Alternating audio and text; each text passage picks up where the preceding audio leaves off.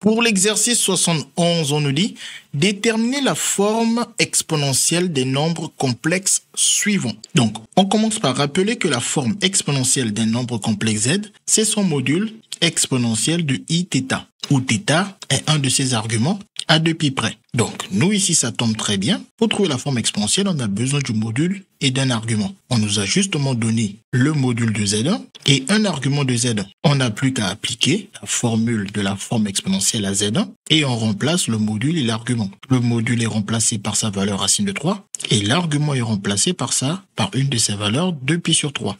On obtient ainsi la forme exponentielle de z1. Maintenant, pour z2, on voit qu'on a un calcul à effectuer. Des multiplications où on pourra changer l'ordre des termes, car la multiplication est commutative, et des exponentielles avec des puissances. Donc, il faut bien se souvenir des calculs avec exponentielle. Et comme on a du i fois un nombre, c'est-à-dire l'exponentielle d'un imaginaire pur, on peut même se limiter à cette forme de puissance d'exponentielle. Pour dire que l'exponentielle de iθ fois l'exponentielle de iθ', ça nous fait exponentielle de la somme, et comme i est pris en facteur, ça fait donc i facteur de θ plus θ'.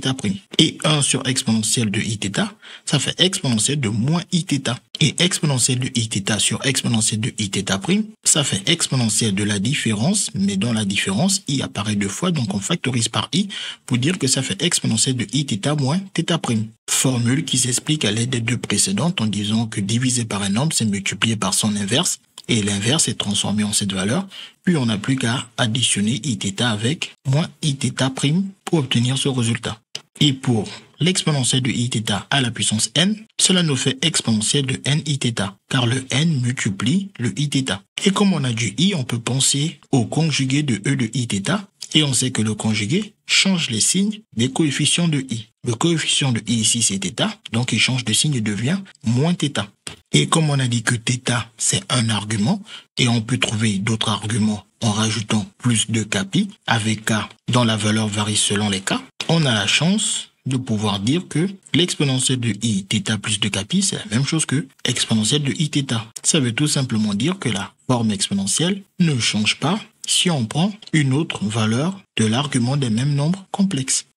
Donc, nous, on va utiliser ça pour les questions B et C. Et ici, on commence par regrouper 4 et 5 et regrouper les exponentielles. 4 fois 5, ça nous fait 20. Et ici, pour le produit des exponentielles, on a dit qu'il faut juste additionner les puissances. Et comme i apparaît sur les deux puissances, on factorise directement par i. Puis ici, on réduit au même dénominateur. On a 3, donc il faut faire fois 2 au numérateur et au dénominateur, ce qui fait 2π sur 6. Et le 2 additionné avec le 2π additionné avec le pi, ça nous donne du 3π sur 6. Et 3 et 6 se simplifient, car le 6 c'est 3 fois 2, on enlève les 3, il nous reste alors pi sur 2. Et ici, il faut bien s'assurer que c'est bel et bien une forme exponentielle. Donc parce que cette erreur est très souvent commise, pour s'assurer que c'est bien une forme exponentielle, il faut que le nombre ici soit strictement positif et qu'on ait exponentielle de i fois un réel, c'est-à-dire exponentielle d'un imaginaire pur. Si ce nombre n'est pas positif, alors on prend son moins et son moins on le remplace par exponentielle de iπ, qui vient de ce que beaucoup appellent la plus belle formule du monde. EIπ plus 1 égale 0. Par exemple, si on avait eu moins 20 e de iπ sur 2, le moins 20 c'est moins 1 fois 20, et donc ce moins 1 est remplacé par e de iπ pour avoir un nombre strictement positif, puis on additionne les puissances d'exponentielle. Pi plus pi sur 2, ça nous fait 2π plus pi sur 2, soit 3π sur 2. On obtient alors ceci qui est la forme exponentielle, et non pas celle-là. Bien évidemment, vous avez vu qu'on ne se préoccupe pas des i lorsque on fait les calculs, puisque i de toute façon il est en facteur.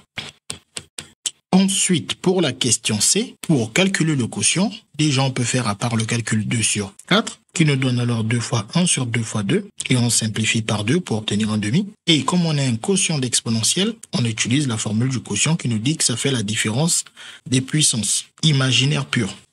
Ça nous fait alors la puissance du haut moins la puissance du bas. Mais comme on l'a dit, ça ne sert à rien de perdre du temps à écrire plusieurs i, étant donné que i est toujours en facteur, on factorise directement par i. Puis on effectue le calcul, pi c'est 3π sur 3, et pi sur 3 moins 3π sur 3, cela nous laisse moins 2π sur 3. Et fois i, on peut alors passer le i juste après le signe de multiplication, pour dire qu'on obtient moins i 2π sur 3. Et on vérifie bien ici que c'est un réel strictement positif. On obtient ainsi forme exponentielle de Z3. Et on peut juste noter au passage que par unicité de cette forme exponentielle à l'argument près, à vue d'œil, on lit directement les modules de Z2 et de Z3 qui valent 20 et 1/2, ainsi que un argument de Z2 et de Z3 qui valent respectivement pi sur 2 et moins 2 pi sur 3. CQFD, ce qu'il fallait découvrir.